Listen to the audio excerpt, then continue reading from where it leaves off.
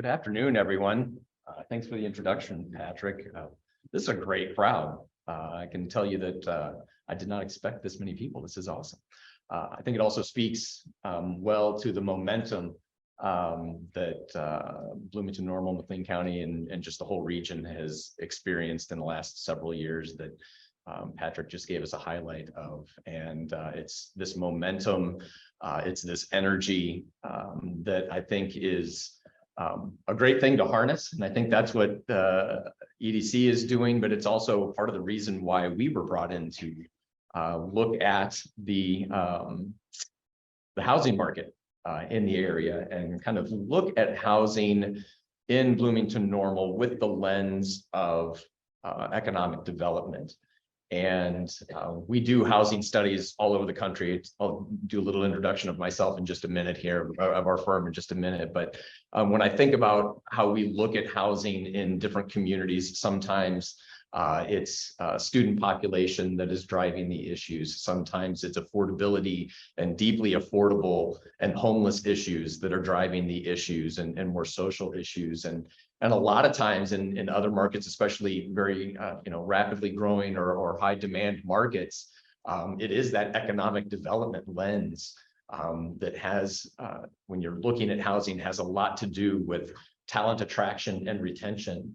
Absolutely. It has a lot to do with affordability and workforce and making sure that as your economy is growing and as the jobs are coming online and the jobs, aren't all at one end or the other, they're across the economic spectrum, right? Making sure that your housing is accommodating that so that you can still have that dynamic, diversified economy that you want, that is relished and part of really the reason why you have continued growth. And so we were very excited to be working with the EDC last year to do the housing assessment, as I said, with that economic development lens. And sounds like some great things just in the last year and less than a year since we published our report is happening both on the economic development and housing development side of things.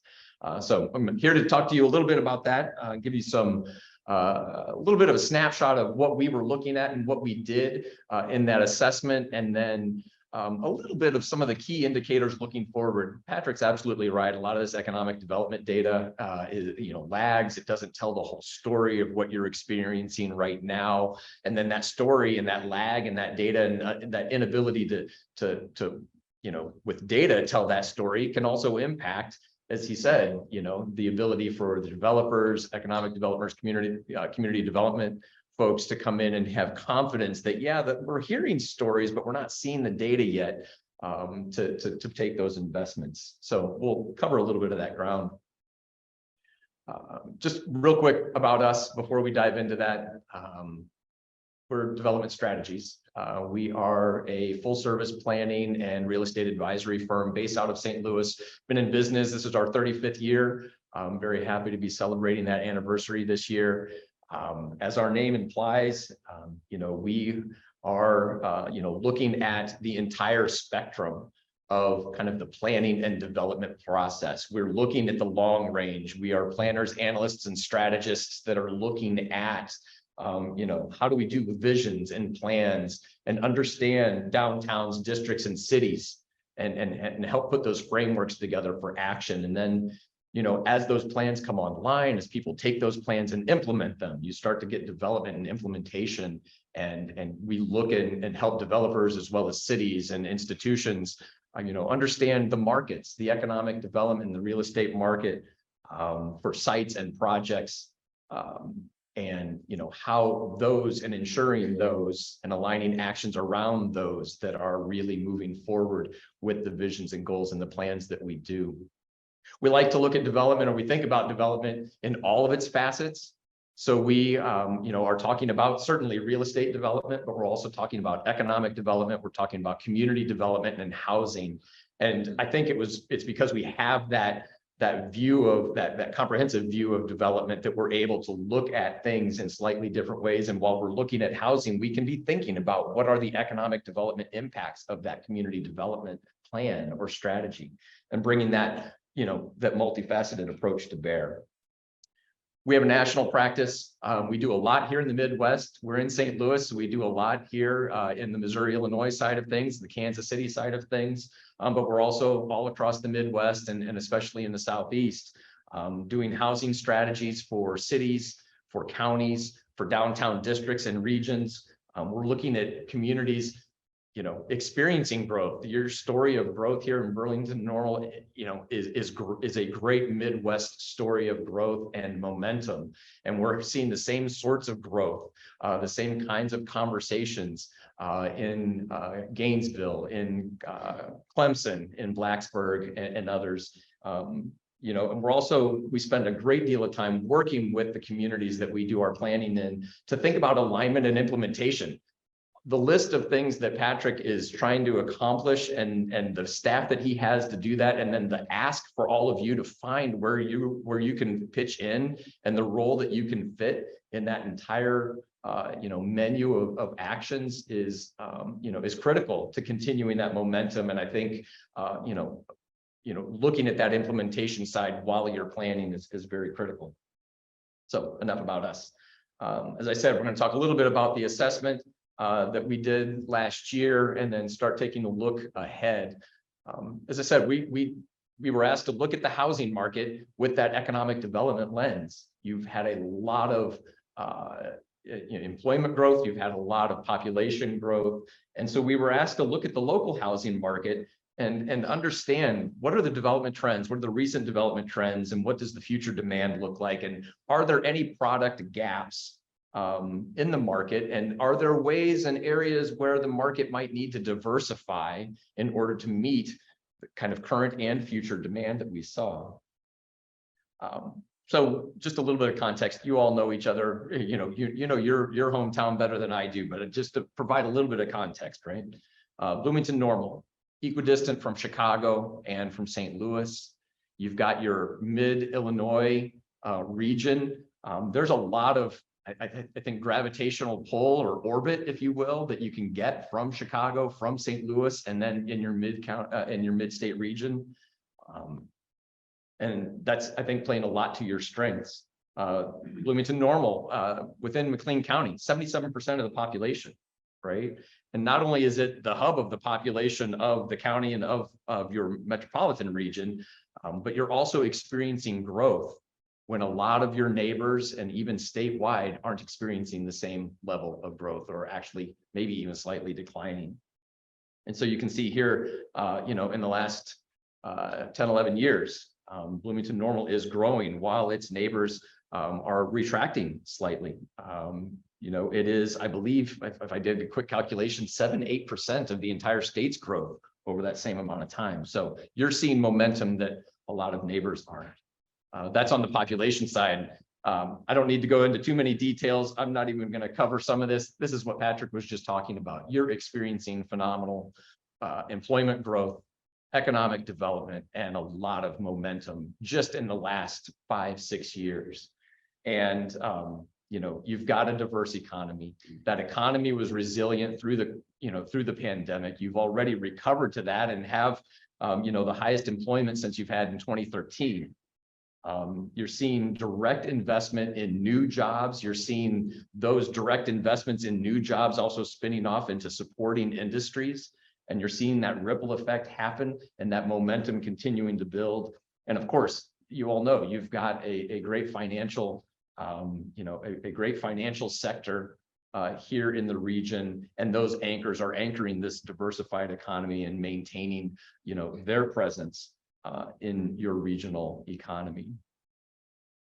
So we've got a lot of population growth. We've got a lot of employment growth. What does this mean for some of the housing trends, and how do we look at different data points? Burlington-Normal by the numbers, right? So this is sort of the housing side of this.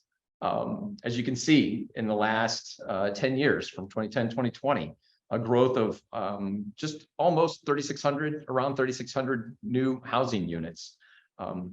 No surprise, broken down 2/3, 1/3, single family housing, multifamily housing. You do have a student housing component to this that gets factored into some of these numbers, definitely impacts rents, and kind of the data that you see. So you need to extract some of that a little bit to get a clear sense of what's the private market, non-student private market impact for residential look like.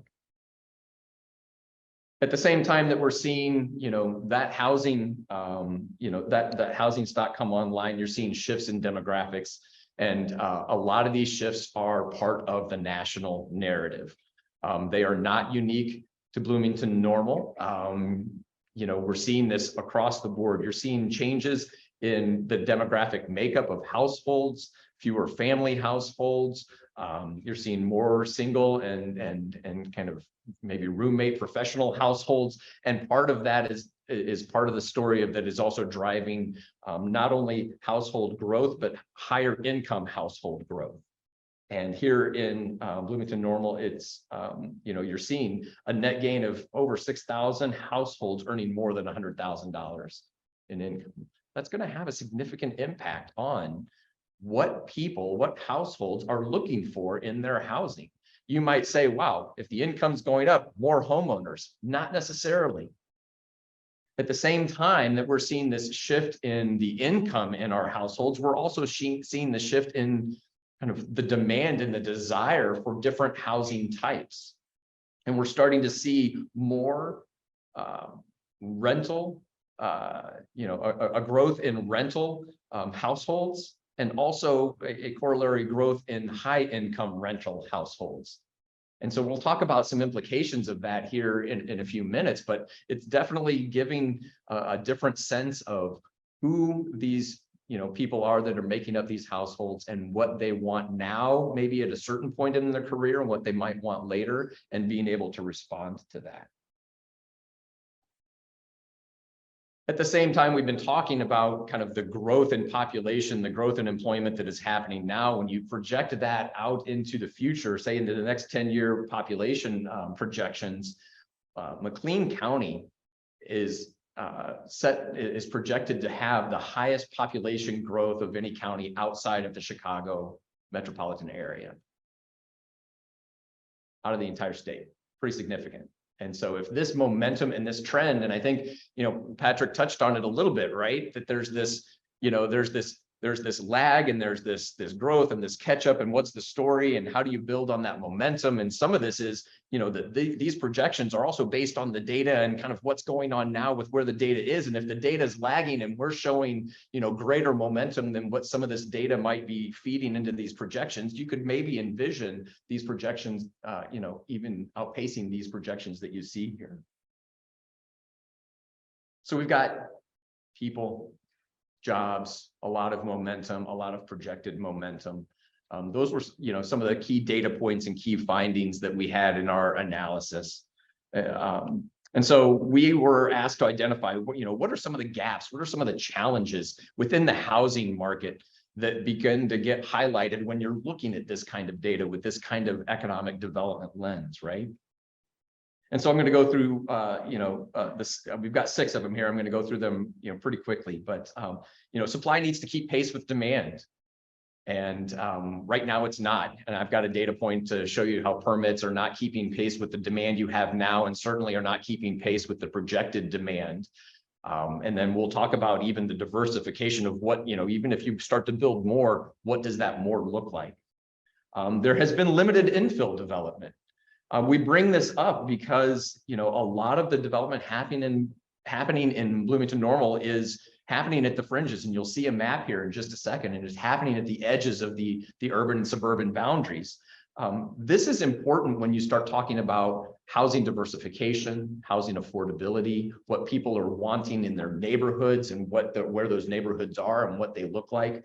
So there's a lot of implications here about the need for infill development.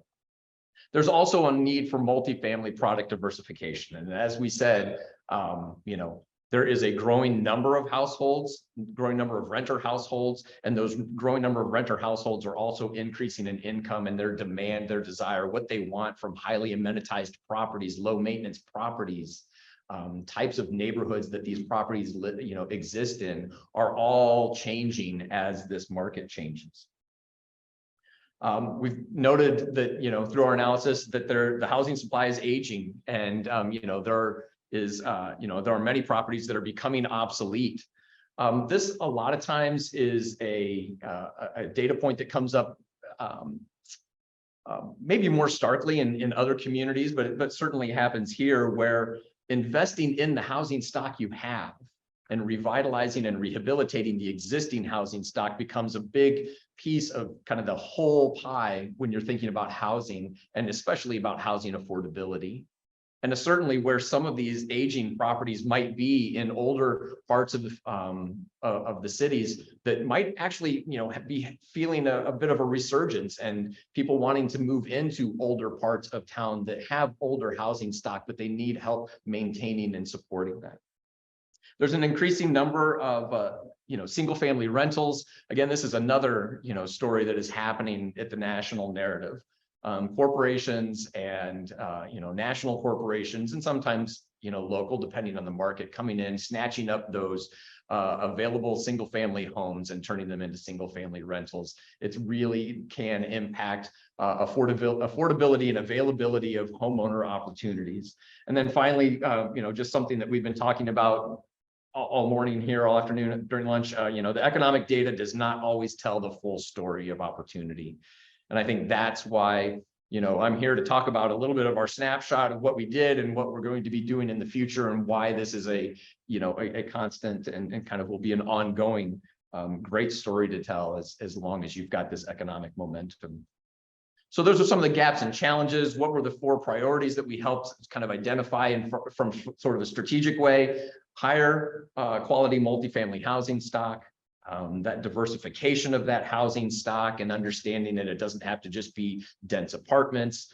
They can be townhomes, they can be duplexes, quadplexes, something that can fit in different parts of your community with different characteristics, but providing that diversification and that ability for different price points and different amenities. The pace of single family development is not keeping up with the momentum that you have. And then, as I said, providing, investing in the existing housing stock and in existing neighborhoods is good, not only to keep that housing stock in productive, use, and not letting it go down, but also it just prevents that investment. It targets that investment in areas that may have been feeling historical disinvestment. So those were some of the key priorities that came out of that report. Just a quick, looking ahead, 10-year demand, anywhere from 4,000 to almost 5,000 units.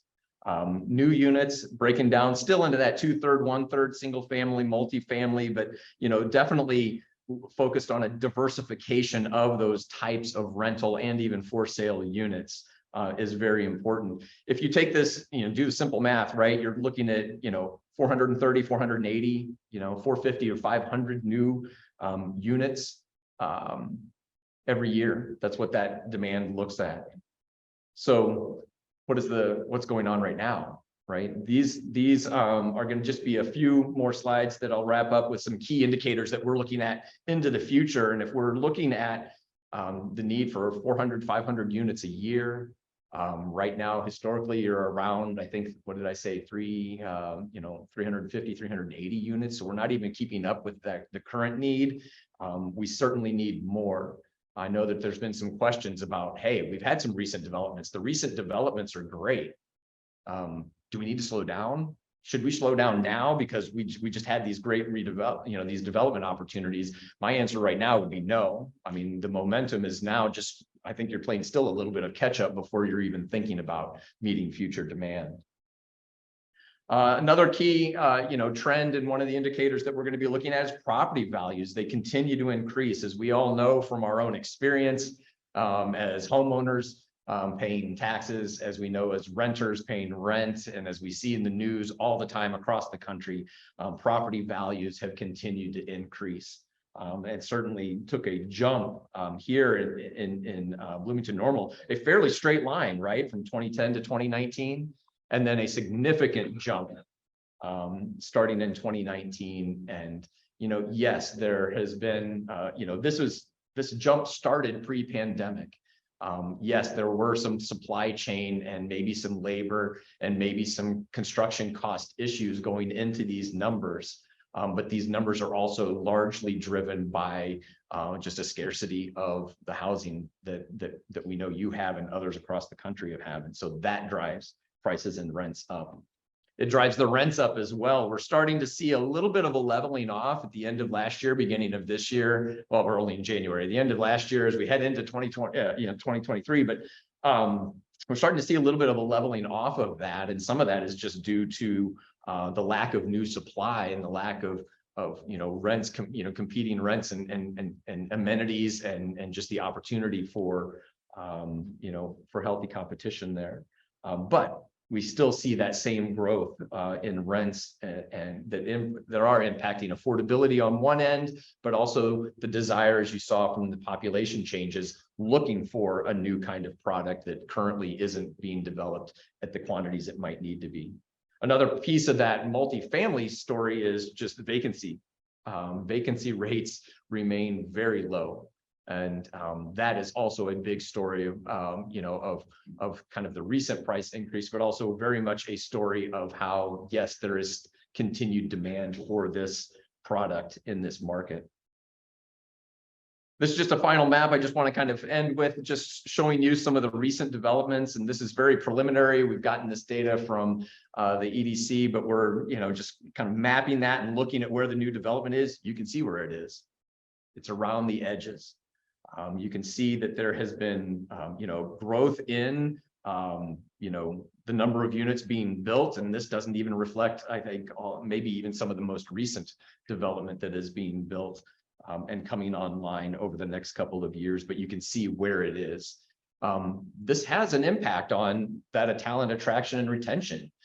As I said, households are changing. The demographic and the age and the income is changing, and what they're asking for out of their products and where they want to be. Sometimes it's close to employment, sometimes it's close to entertainment, sometimes it's close to a walkable, dynamic neighborhood, or it could be at the edges.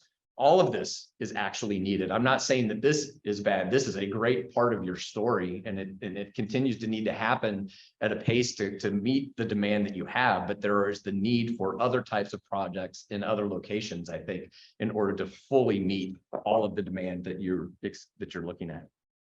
And so I breezed through that. I think that was the expectation. Happy to answer any questions right now, or time for questions. Yeah, happy to answer any questions if I can. I know that we're going to start looking at some things in the future, so I may not have all the answers for you, but let's see where we go here.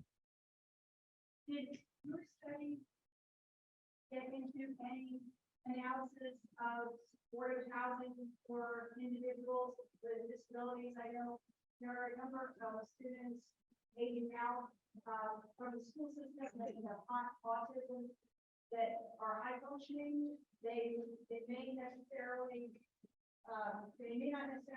live completely independently and need some support in group homes or not. It's not the panacea for that population. Did your housing survey factor in any kind of distinctive housing issues? Yeah, that's a great question. So the short answer to the question is no, and so the longer answer is why not?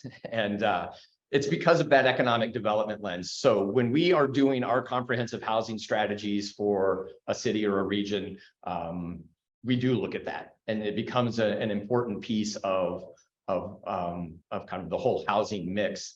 As I kind of alluded to when I kind of kicked off my remarks, we go into cities and counties and regions being asked to look at just affordable, just homeless, or the entire spectrum, or just with an economic development lens or a social lens. And it really depends on what we were asked to do. And in this instance, we were really focused on what's the intersection of the employment growth and the job growth that's happening here, and how does housing kind of work hand in hand or symbiotically with that economic development piece to be able to support that job at talent, talent attraction and retention. So in this instance, it wasn't a full-blown housing strategy where we absolutely would have looked at senior housing, more affordable housing, supportive services housing. That would have definitely been on the menu. Yes. Hi, could you speak a little bit more to the high income renter demographic, sort of how you've identified that, what you think has changed, and whether that's a meaningful component of sort of the target product here? Mhm. And do you attribute any of that to the SALT Act? To the State salt. local Oh, tax. So, it just occurred to me, Brian's online. I don't know if he has the ability to answer, or if we're just in webinar mode, we'll just leave it there. All right, sounds good. Brian Licari is one of our senior associates and was the project manager on this. He's based in Philly, which is why I'm here and he's not. So the change in renter demographic really is something that we're seeing kind of across the board. So no, I wouldn't say that I wouldn't say that it's necessarily impacted by state, by state actions. We're just seeing it generally across the board. So we're seeing a decline in family households and very traditional family households. We're seeing an increase in one and unrelated two-persons households across the country. We're seeing that same sort of income renter shift, where higher income rental households are a growing segment of the population.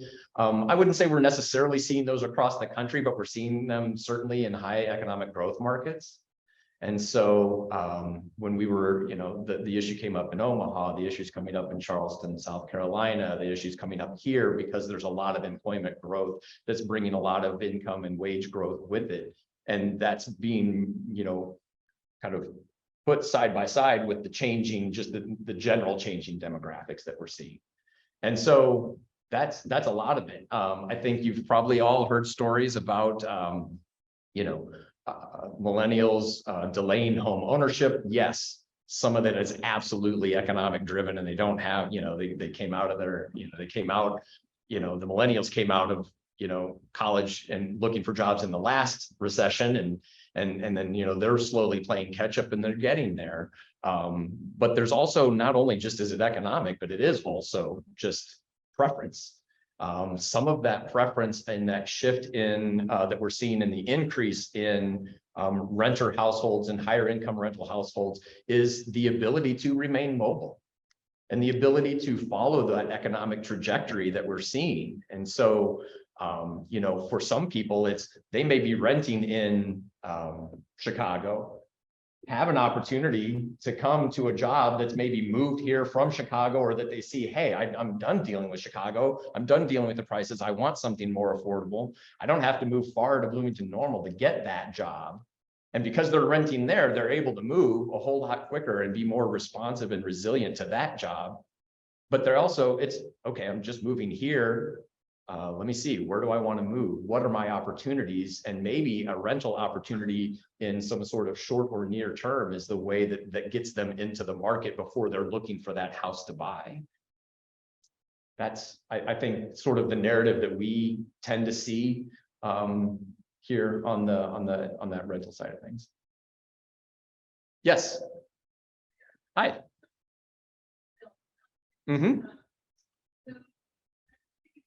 In our community, we've seen other communities work with existing neighborhoods to feel okay about the development of that infill. Mm-hmm. Maybe that person lives their farm for 45 years. So there you build something, whatever. So any advice you can give us on that? Yes.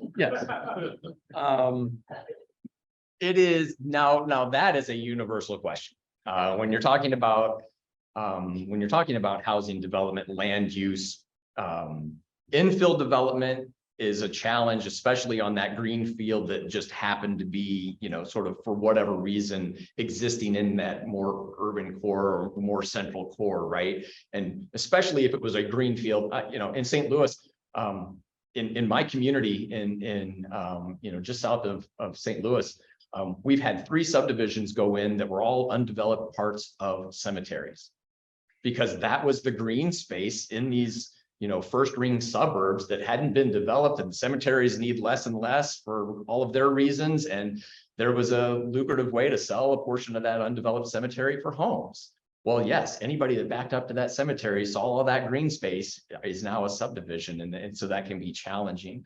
I think when you're talking about infill, you're also needing to be very concerned about compatibility and location. And so sometimes it's that green field, that gem of a greenfield infill development. Sometimes it's a redevelopment of parcels that might have already been dense. Maybe they've been big box strip centers, something that had a little bit more of a density and thing going on there. And now it's a repurposing. Now it's a, hey, we need more housing. Hey, this used to be a commercial node that's failing. We don't need as much retail as we needed. We need more housing. Can we redevelop this particular node in a different way? That gets a little bit easier because that density and those uses were kind of there, or they're shifting. So we see that a lot. I think one other story I will say, and hopefully I'm answering, I haven't quite answered how exactly, but I'm just sort of thinking of some of the different ways that we've looked at this. One example was a community where the hospital, central part of the city, the old part of the city, it was, this is where the hospital is. So the neighborhoods were old around it. Some of the neighborhoods had reinvestment and some of them didn't. But those ones that didn't have a lot of investment were affordable. So the hospital was very interested in redeveloping those older parts of the neighborhoods right around them. And they got actively involved. The hospital got actively involved with the city and the neighborhood organizations and service providers to say, how can we reinvest in the single family homes, which is a type of infill development, and it's a rehabilitation and renovation kind of approach, but it was very much an employer, an anchor employer, the city and the neighborhoods kind of working together to make those areas attractive for and affordable for a segment of their workforce. So that's one way. And it's about compatibility. It's making sure the location is right. It's a lot of times communication. When we're doing plans for districts and corridors, in older parts of cities that we work in, a lot of it is just communication and kind of that whole notion of doing with instead of doing for, and just having people find a role, whether it's an opportunity to just comment, but also a role to participate in how does that revitalization and that infill development going to happen.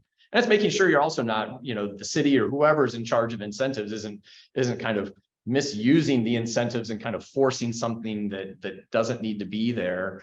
Sometimes you can use incentives in a very strategic way to say, hey, you want to redevelop here. We want you as a community to redevelop here, but we have some community goals that you need to meet.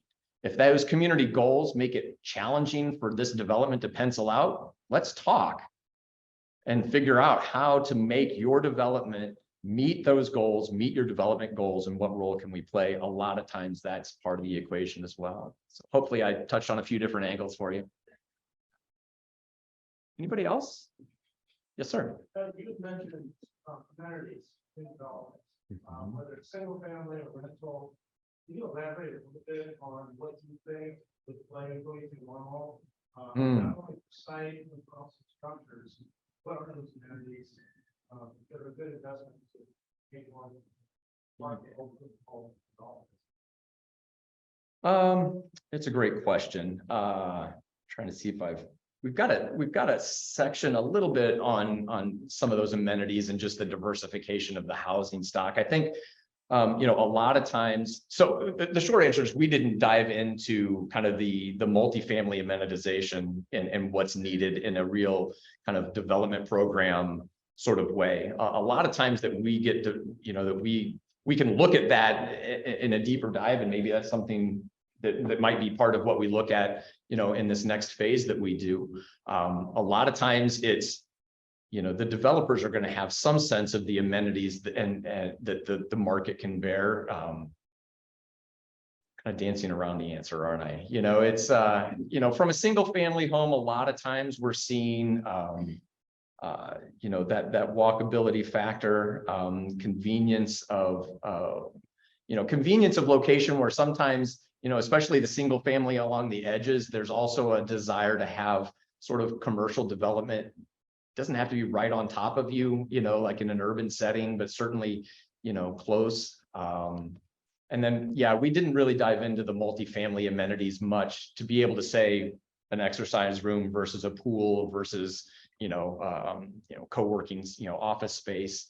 I will say in other markets, we're seeing actually that last piece in the co-working space be an interesting add to the multifamily product because of this shift that happened with the pandemic of people working from home. You're in a multifamily, you're in your apartment. Depending on the size of the apartment, maybe you don't have the great space to kind of curate that zoom camera angle, right? So without everybody seeing the rest of your apartment. And so that co-working space and that office space and the kind of those, like a quasi business center within that multifamily unit is something that we're starting to see a little bit more of in response to the last couple of years. I just can't speak specifically to, this market. Yeah, how are we doing on time, Patrick? I'd love to speak to this. So when you've got product, so it depends on who follows you are here. So your conventional garden style, your walking trails, you may have a pool aspect. I think you did a great job answering this. But it's more spread out. You got a lot more land. You may have a playground or a hockey park. As you start getting into infill apartments, a lot of times your workforce apartments and walkability or that, then you're seeing a lot of that incorporated in the building. You mentioned co-working space. The industry reacted to the pandemic, and she was co-working spaces getting the units. You're seeing conference rooms that are on the third or fourth floor that have something to do. It's all in walkability. The developers are viewing walkability, the access to a restaurant, part of the amenity package for the residents. So I think it really, you're seeing craft rooms. And we talked to the high income demographic. I believe that they can't recapture all their state and local taxes like they used to, and the mortgage interest is capped. So now the financial advisors are saying, move into a building like this. And now when the grant kid comes, they can't put together a kind of urban park because they don't have a workforce. So you're seeing creating these struggling with these apartment buildings. So there's a lot of adaptation. There's a lot of things that are going on that are reactions to what we're seeing in the world. And having we're living higher walkability, but it also depends on the product. Where it's located. And we hired, when you're trying to figure out what else to hire people like this, to say what amenity level is required. We're seeing bicycle studios going to be building. We're at the home of a major national electric vehicle manufacturer. I think using all of these units in the EV charging station. So and those are considered amenities. So I don't need to jump in. No, appreciate it. About this and what goes in your building. Also define who the target is with the demographic that ends up living there. Great. All right. So it was so far. Yes. We still good, Patrick, or one more? Yes. Yes, ma'am. So there's a sort of condominium option in town, and it's hard to have a market study that determines how much we're missing if we don't have a lot of examples to draw from. Did your study come to any conclusion about providing that as an option? So yes, and actually, I'll just stick on this slide right here. The for sale also did look at kind of the more multifamily townhome and condo option as that for sale option, in addition to the single family, as a way to sort of, again, diversify that housing stock. And so, it's not a huge component, I think, of the for sale market.